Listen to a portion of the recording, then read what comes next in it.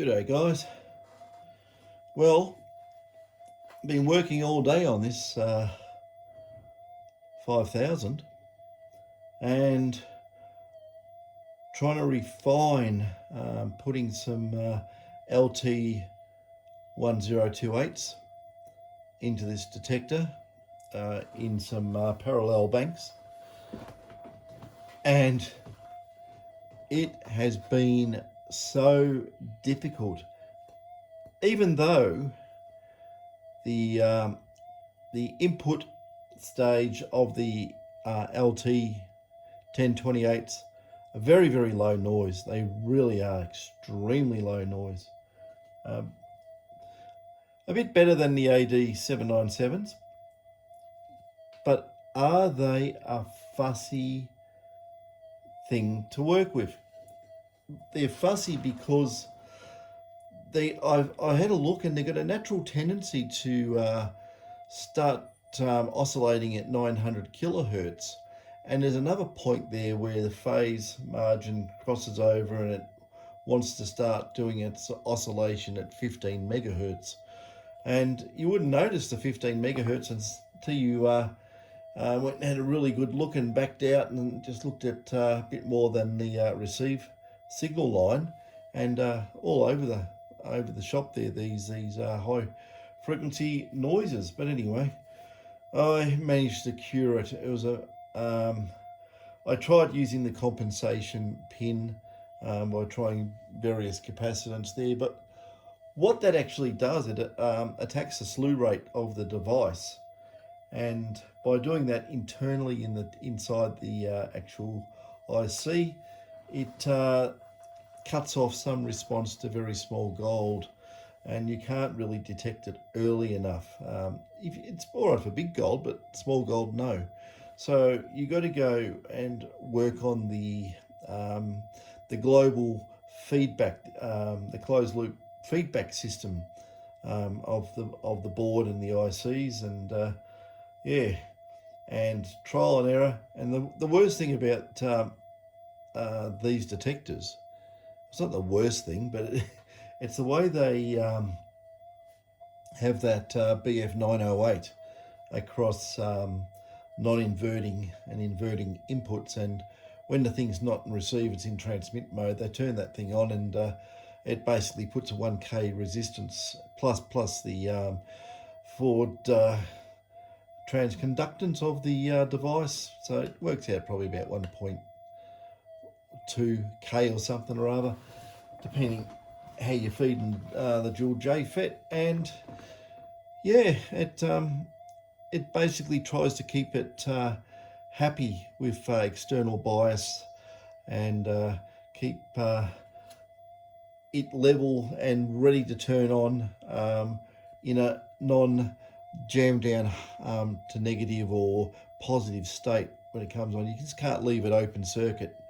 You can't just turn off the input stage and say, well, you're open circuit now, things are going to oscillate like crazy, and it's going to start up, and within a few microseconds it'll probably still be ringing like a bell into the receive part of the cycle. So we don't want that. But anyway, I've got it working.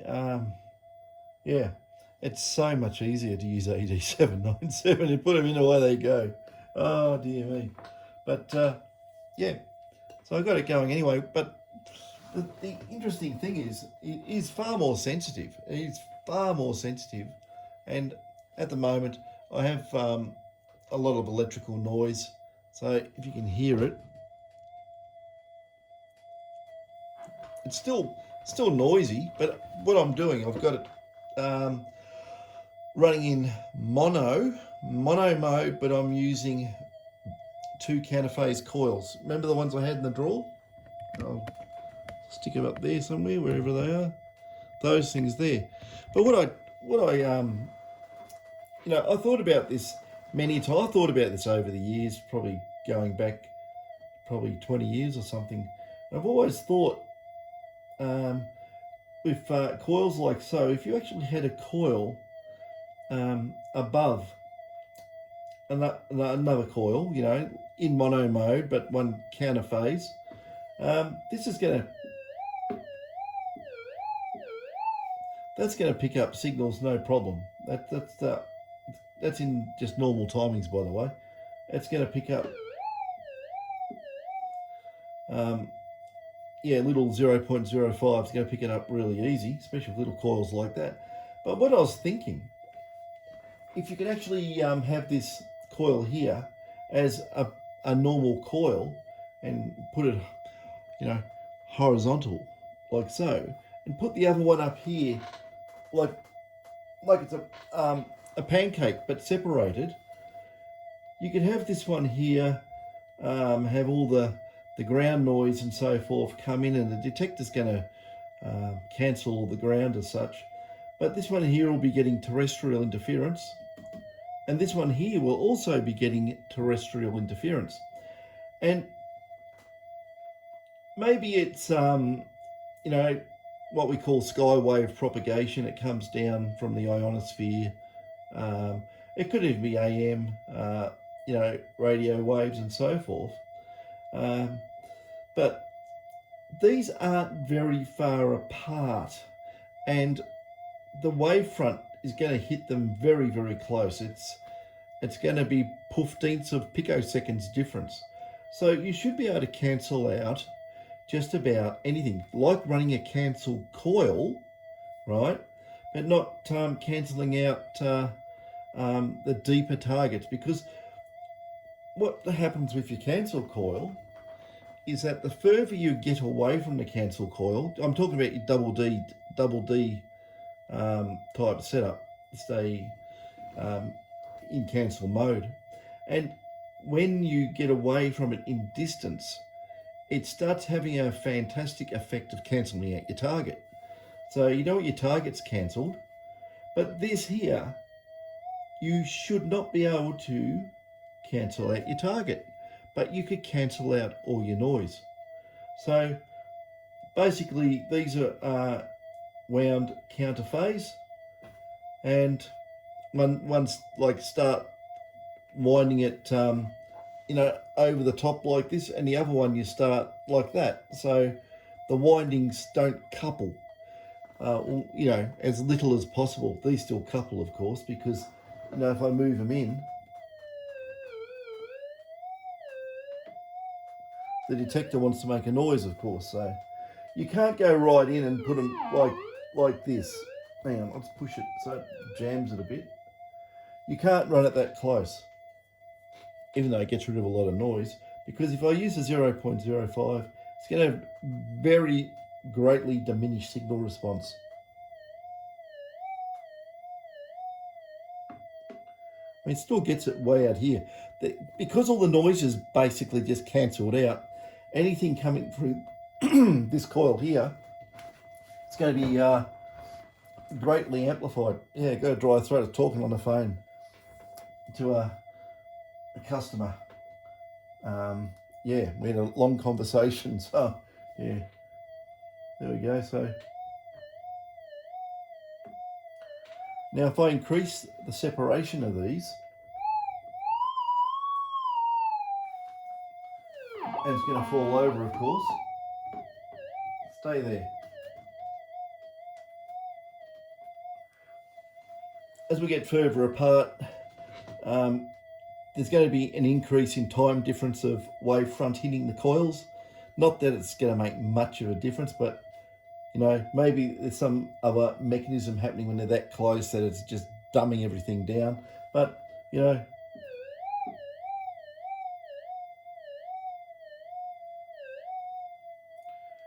small gold.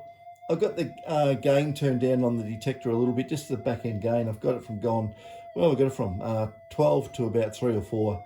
Just that it was very, very noisy. It's just sunset here, and when you have all these, everyone with these solar cells and inverters and that, at that time of day, they're turning on and off and they're all over the shop, and it makes a hell of a lot of noise, but that's just what it is. Yeah, it's still a little bit light outside, so maybe got some residual, but it should die off as night comes around. It's just difficult hear people's TVs and whatever else and computers and yeah. So anyway, we got this set up like so. You could have this coil, you know, up in the air, that one down, and you know it'd be interesting. It'd probably want to topple over all the time like that. But if you had a big base plate and a small coil and a small coil above, you'd have to have matched coils like this. You can't run different sizes because then you'll start offsetting the noise cancellation. You could, but you know, what you'd probably you could do what you would do is you'd say use a bigger coil here if you wanted to, or a smaller one again. And what I would suggest is that the smaller coil, you increase the amplification on your front end through that channel. So to compensate, and that might be just an empirical experiment by having a noise source like 50, 60 hertz in your room, of course, and just adjusting the feedback gain on your whatever stage that goes into the one that's not actively receiving, because you don't want it to really you want it to receive because it's in mono mode. So I've just got cancel mode on the brain because it's cancelling, but this has to work in mono mode. If I put that in cancel mode, it just go deaf. So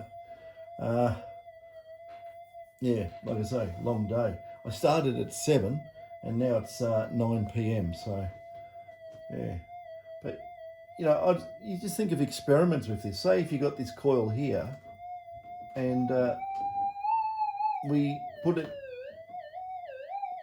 so what happens when you put it at 90 degrees, there's no cancellation of whatever that's getting in that, because you know the signals are coming through either like that or like that, and this one's getting it this way and this one's not getting anything that way, it's all getting it that way, and that one's not, so there's no cancellation. So we're sort of running very close to how this would be sounding just with a mono coil. We could probably get rid of this even further away from it.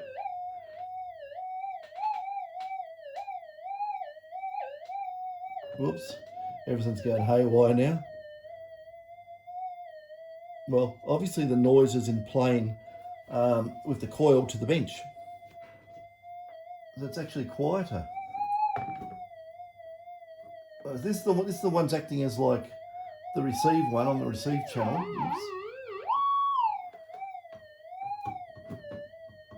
Oops. It's not really conducive to doing anything really good, but that's actually quieter. So you turn it around towards the workbench, and I'm 9 degrees out of phase too, of course, but you could tell it when it was up there facing that way, both of them were facing that way, there was a lot more noise. So like so, we're getting rid of a lot of noise. It's very good. And that's the one that's doing the, it's just on the cancellation part of the circuit. This one's the active one. Just wondering how far we can get these apart with keeping the noise down. I don't want to get right on the camera. Hang on, try it. Oops. That's probably pushing the limit a little bit. But it's still okay. So if you did a system like this to get rid of terrestrial noise, you would get no target attenuation from the second out of phase coil.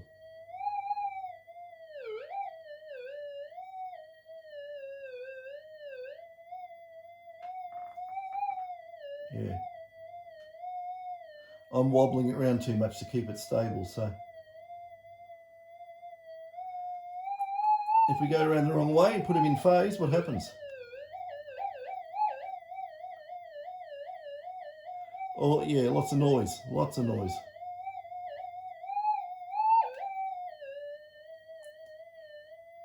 So I'll put them back up here in the drawer. I can sort of, I'm going to put them in the bottom, they'll fall over. Okay.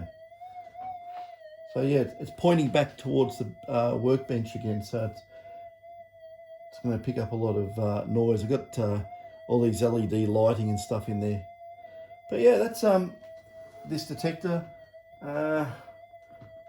Let's try it in enhanced mode.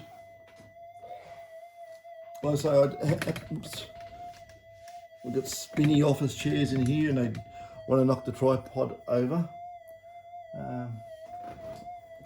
I've dropped my target stick. There we go.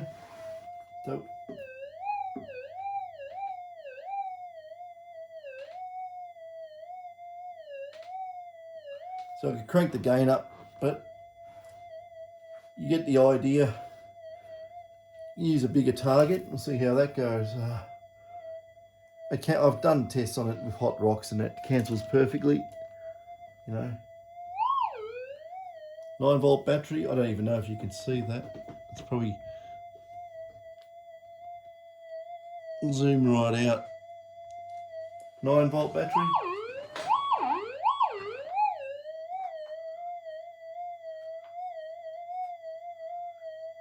It's an enhance, and I have got the gain turned down a bit. We need more separation between the coils, because what will be happening is some of the eddy currents being generated in this target will be able to get back into that. So it's distance here, you know, you start to become a fair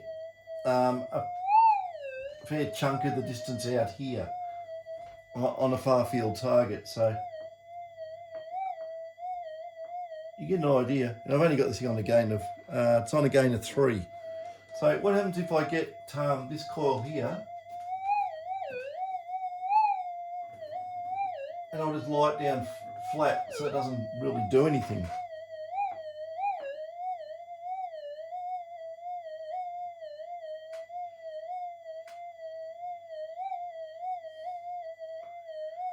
Yeah, it's having a cancellation effect.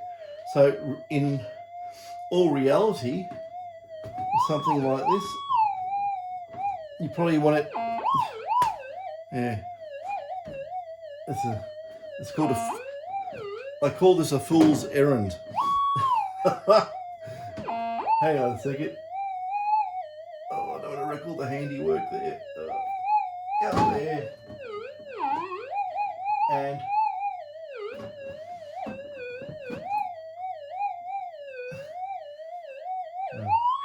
flip. There we go. Shuts it up. They've got to be separated. You can't have them close to each other like that. And they also have to be in the same flat or vertical plane. You can't have them like that, or you can't have them like this, which they are. So on the 0.05,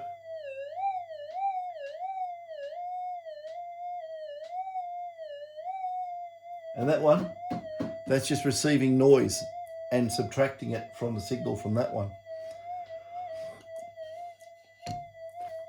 Yeah, well actually it's not really subtracting because we're not in cancel mode, we're in dual mono.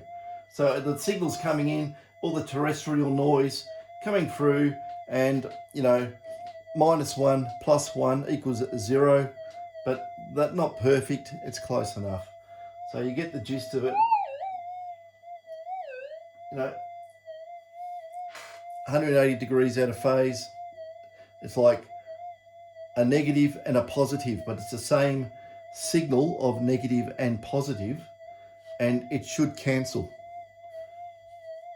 So we get the old trusty stick here, and we can say, you know, it's just like a double D coil, how it works, except there's no overlap.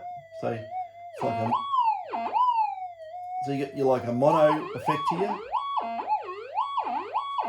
and it's still going to affect there a bit, but if I get them further apart, there's probably very little interaction. I'll probably end up dropping them on the floor in a minute, but we'll see. See here? Now we've got very little interaction. There's none.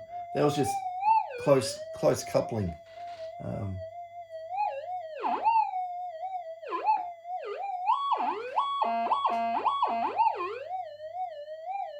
I think on the other video, I think I did do an overlap, didn't I? Like that.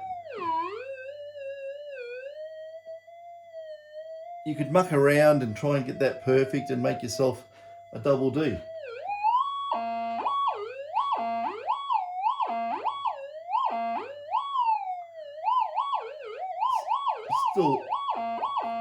Still pick up here, but then you're starting to get it. You can experiment with coils, shapes, sizes. You can even make one in fractals if you wanted to. I don't know how well it would work. So, actually,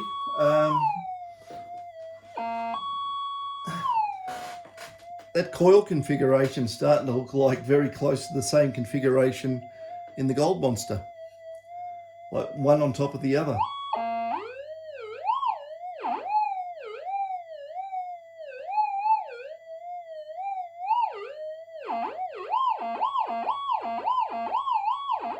So, like that, it's very sensitive in the middle. Yeah, just like a standard double D. But we're not in cancel mode, we're in mono and allowing the coils to do the phase change rather than the electronics inside the detector. So that's that one all up and done. I can give a, I could probably crank the gain up a bit on this. It's just that it's electrically noisy here. Hang on a sec, where are we? This is on gain of 12.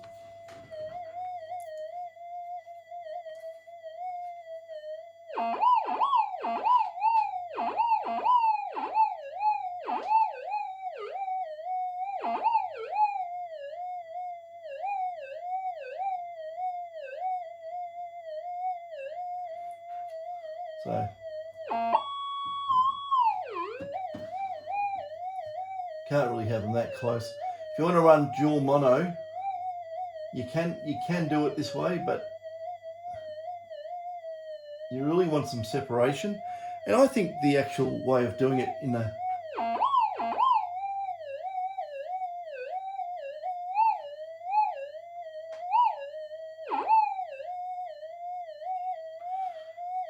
I'll try it and I'll put in fine gold just for the fun of it because it's got that mode.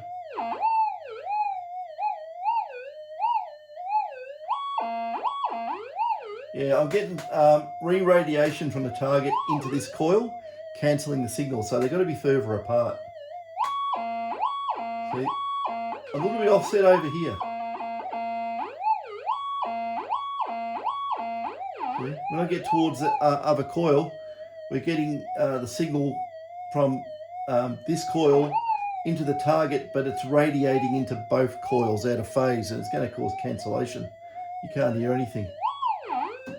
Yeah, that's deaf at the post, which it should be because it's just picking up the terrestrial interference and cancelling it, and then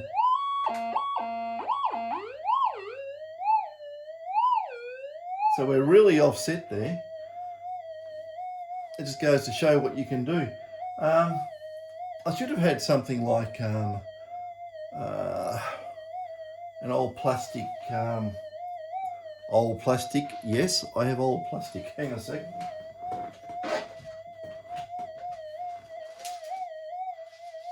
Got the couple of screws in this.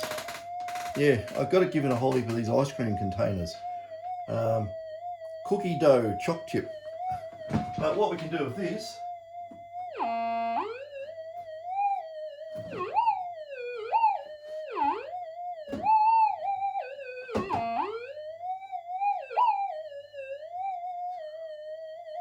I don't know how good this is at lining them up, but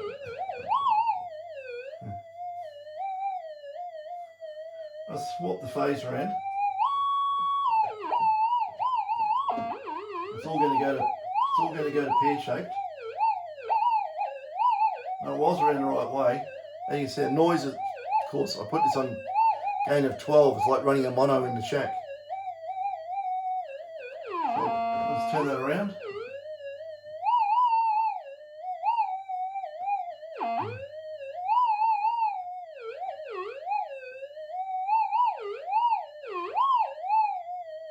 Stay there.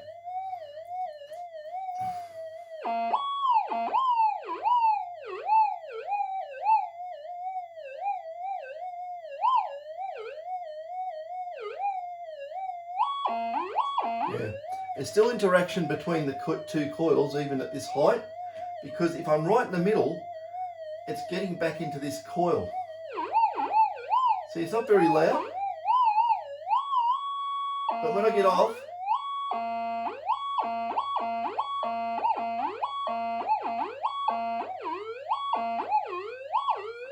so it just says you want to go and have more separation. I don't know if I can actually do that without having a complete, utter disaster happen. We'll try it. We'll try it. And the other thing too, the more separation, especially in this room, we're probably going to have greater interference. What have we got here? Okay, we'll try this.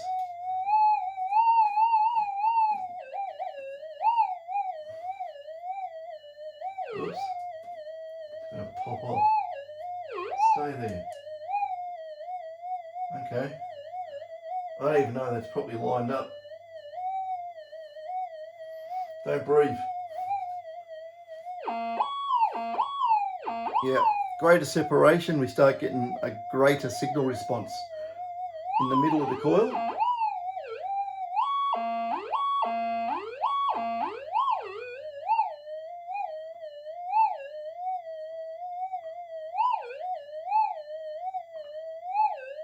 It's something to play with. You could make a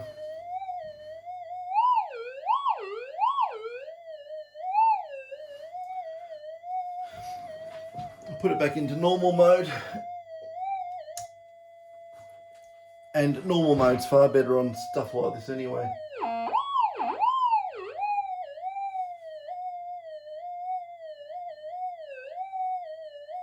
I don't know if you can see that, but yeah, it's just an in-principle experiment. Turn that off, too noisy. So there you go. It's the first time I've ever managed to get LT1028s working in a detector, and most of the problems is in the bias. I think the LT1028s went about oh god, what I think 40, 80, somewhere between 40 and 100 or so microamps of bias current. And the other thing about these two, they've all got bias or active bias cancellation circuitry inside the chips, and if you get things out of balance, you get an imbalance of currents, and it makes it very hard when you're dropping the input and partially trying to short it out and then opening and closing it at 14,000 times a second or something, whatever these do, and that just makes things difficult as well. The AD797s do not have internal bias cancellation, so for this type of operation, they are we'd say technically functionally a better IC, but we can tame the LT1028 with pulling things out and changing a lot of values to actually make them work. So what I've done, I've done a global feedback taming event, we'll call it, and yeah, it's even fussy on the capacitors you use. You can't use standard ceramic type capacitors. You need something a little bit better. We'll say you can go into your polyesters or your mylars, or what else is there around there? There's a whole heap of better caps, polyethylenes, polypropylenes, polyester, that type of capacitor. Probably you want to go polypropylene, but yeah, don't use standard ceramics. Yeah, you'll have problems, as I found out. Keep all your wiring short. The other thing I found too, where normally on these extra amplifier boards, I use a coaxial cable, miniature coaxial, like you can use very thin microphone cable or any sort of coaxial type cable, preferably tin plated for reasons people will understand. the wires, stranded wires, very small, tin plated.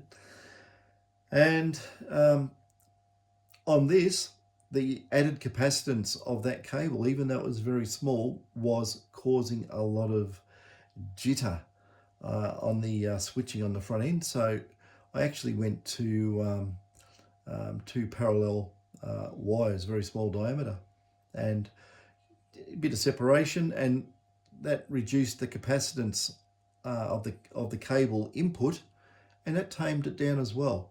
But you can't run big long ones of anything like that, because it's going to catch stray radiation from any other part of the circuit, and it's going to get, and it'll be like chasing its tail, and it's going to oscillate and carry on and make noise. So it's actually, you can simulate it on your computer with any of the simulation programs, and it'll say, oh, that'll work perfectly, and you go put it in your device and it doesn't work, because nothing's perfect in this world, I'll tell you. So that was that. So that's that little beastie there on the table, and that is a lot of work went into that. My God, it just to get a whole input stage working properly and being quiet. You got to be careful too. This is the other thing with these detectors too. You may say, oh, well, I'll do this and I'll do that, and I'll wire it all in, and I'll rip all this out, and redo the whole underneath of the circuit board, do the whole top layer of the circuit board, put in new parts, and you'll do it all in, say, normal timings. And what ends up happening is you'll flick it into fine gold and it won't work. It'll break into oscillations, and just because it's got a couple of faster pulses in there. And same with enhanced too. It's got some very small, tiny transmit pulses, I think about 6 microseconds or something. I mean, most of the stuff in normal modes, what are you, 240s and 35s, and it will just sit there and it just trigger it and go into oscillation. It's not properly damped for that type of switching. And you've got to cover so many angles with it. You've got to continually test and test and test. And the other thing too, this is the one that really got me, right? Okay, so I did it on one channel. I got everything working beautifully on one channel. So, yep, tested, beautiful, no problem whatsoever. Put in the second channel, second amplifier, freaking thing took off and I wanted to oscillate again. So I had a lot of fun figuring out how to get this thing to behave itself, and eventually I did anyway. So it's behaving now, and normally too, this would be a lot easier to make work on a 4500 than a 5000. 5000s are a bloody finicky beast for some reason.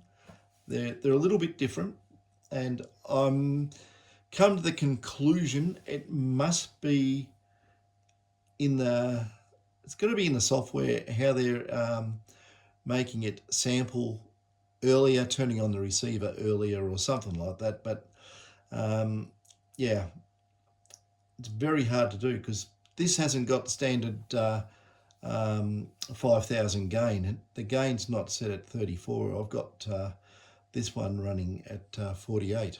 So it's basically running like a super boosted 4500.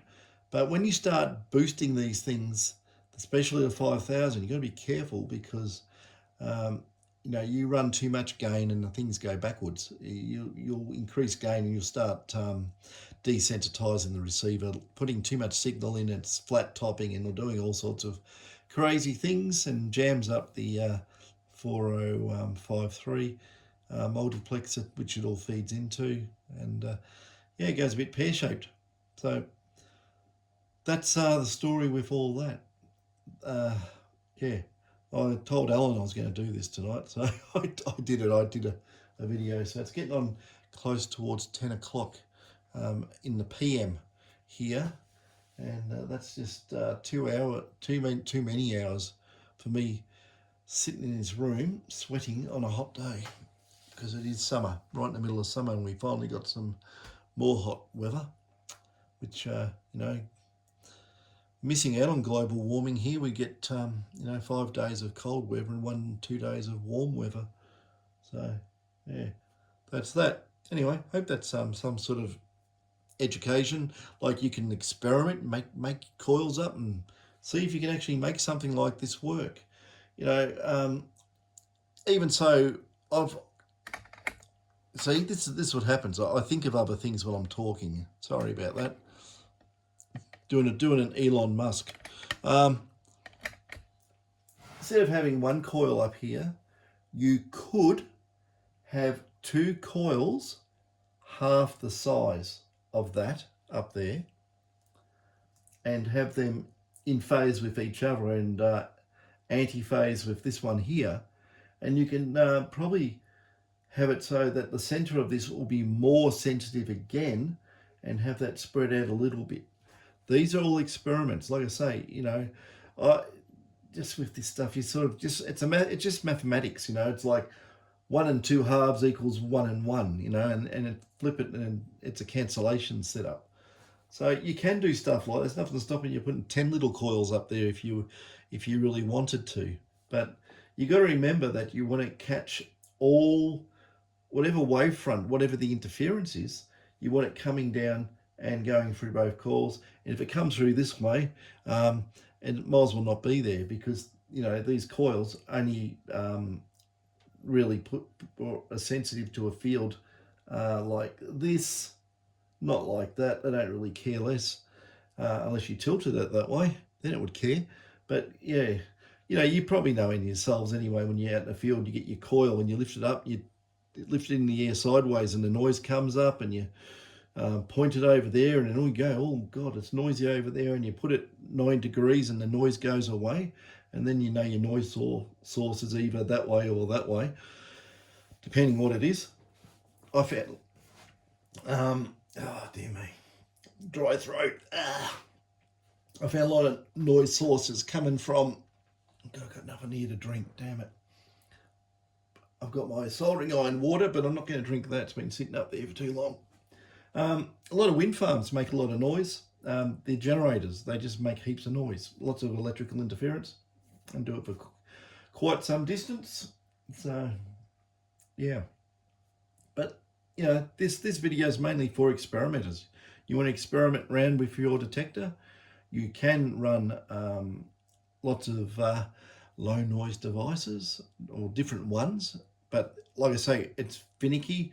If you really wanted to do it and make it easy for yourself, what you do is you pull out the BF908, you pull out everything around it, like involved in that switching of that thing, and shove a bloody 33k ohm resistor from input to the non-inverting input to ground sort of thing. So you're just basically biasing it that way.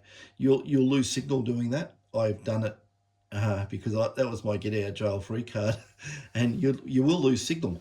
So, and you can do it. You can also bias it that way and keep the BF908s as well. So they actually are partially shorting out the op amps in the transmit cycle, and you're basically, you know, when things switching back on and off, it still has bias current through that resistor.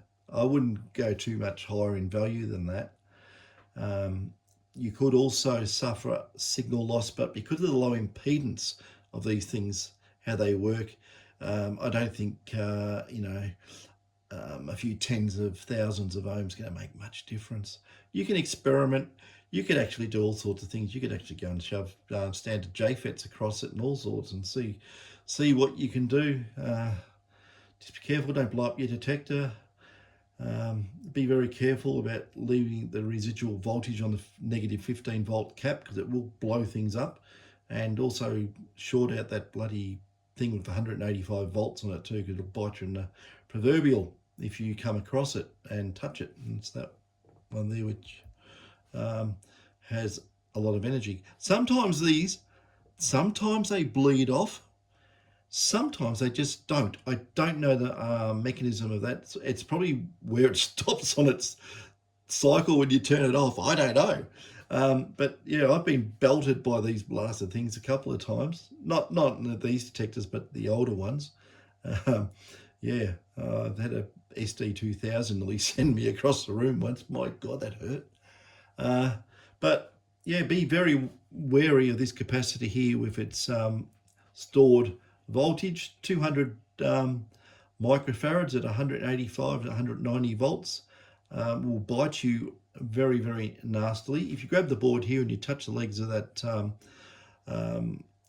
MOSFET they use as basically, a variable resistor to a degree, you get belted off that too. So be careful. Even on these diodes here, I don't know if you can see them. Let me have a look. Yeah, just at the bottom there. Those there or under. You got 200 volts there too. You could, yeah, you possibly could get belted off the MOSFETs too, because they are in the center position of the diodes. Maybe not, no, because you'd have to backfeed. That's probably safe, but don't do it. But yeah, it's funny, isn't it? People don't realise that something like a pulse induction detector can give you a whack and a half, and it can. And if you want to work out the currents involved in that and time duration, I don't know. Does it go over 30 or 15 or 30 milliamps? Can it actually stop your heart? I don't know. I've always wondered that. I don't want to find out. But when I got belted off the SD2000 detector, I think it had the capacitor. It's a little bit, maybe it was a little bit bigger than that. Maybe it was 220 or 240 microfarads, and I think the voltage on the 2000 wasn't very stable over many of the detectors. I found it range from about 160 something all the way up, and I've had it when one of the op amps that controls the feedback system for that has gone haywire. And I remember once there was, I think, very close to 250 volts on that capacitor. It's amazing the capacitor didn't explode. But yeah, the 220 microfarads of 250 volts DC on it. Don't touch that. Thank you very much. And that's probably maybe the one I did touch, but I remember it thumped in my arm and stunned me like a mullet. I had a dead arm, and I was putting my hand on my chest to see if my heart's still going. So be careful of these things. Just be wary as anything, that they are possibly lethal. Some of them I've seen they have bleeder systems on the old detectors, and the bleeders burn open. They go open circuit. There's no bleeder there no more. You touch it, you're gonna get whacked. So be careful. Anyway, that's this detector done, and yeah, this is, I'm going to use this myself. This one, I still probably revert back to my 4500. I don't know. I might have to go and do field tests and do side by side and just see if there's any advantage of using the 5000 compared to the 45. If you get this and just use it in enhance and normal timings compared to a 45, there's probably not much difference now. And this has got fine gold on it. It's an interesting mode. There's a lot of promotion about it when it came out. I don't like it. It's good for finding like floaters, specimen type, quartz with disseminated gold through it, something of that nature. But all very, very tiny stuff too. But you can use enhance for that too. It still works. But if you're seriously detecting these days, you really want to be using normal timings, because everyone else is running around little, fly poo mode, and leaving all the big gold still there. It's still there. Big gold still there. Deep, out of range. People walk over it all the time with the little coils and their fast switching detectors. So that's that. Yeah. And I should have done a talk about that new detector that's coming out, shouldn't I? That a thing from the two Singaporean guys who to me look like we're ex-Minelab employees. But anyway, you can hunt that up. What's it called? Algo something, or Algo something. Oh God, what was it? I only looked at it yesterday. Now I'm getting old. Algo Force. That's what it was. Look up algoforce.com and you'll find some information on that. And then you have a look at their names, and you look in the patents. Go to Google patent search, put in their names, and then you'll find out that they've got some patents and assigned to Minelab, and they obviously must have worked there at one stage, and now they don't work there anymore. Or, in my opinion, is this like what they do with dishwashing powder, where it's 10 brands out of the same company? Yeah, I don't know. I don't think so. I'm just mucking around with that. But, I don't know. I don't know. Just my opinion, speculation, So, but this new detector that's coming out, what does it say? It's fine PI. To me, it sounds like it's just a small gold machine. As far as I know, that's only a guess. I don't know. I've never had one in my hands. I've never turned it on, so I don't know. And it doesn't come with a battery, as far as I know. It doesn't come with any coils, but it will work on all Minelab coils, all the old ones, all Nugget Finder and Coiltech coils, and DTech coils, and whoever else's coils. So you can plug all. Remember a while ago I said don't get rid of your old coils. Yeah, don't get rid of your old coils, because now there's a new detector out that uses old coils, and it doesn't need programmed coils. On the detector itself, I did have a quick look at the brochure. It's online, and you can select the size coil you're using on the screen of the detector, which is rather novel. And yeah, and I think it had a retail price of $2,227, I think, something like that. But I don't know. What's it like? Don't know. No one's got one yet, so we don't know. If it's good, I'll sing it from the top of the hill and say, hey, check this out. This is really, really good. For $2,200, that's not bad at all, is it? If it's a decent PI. But yeah, wait and see. See what happens. Anyway, it's enough waffle from me. It's getting on to 10 o'clock. I'm going to go and get something to drink and have something to eat and go and have a shower and go to bed. Catches.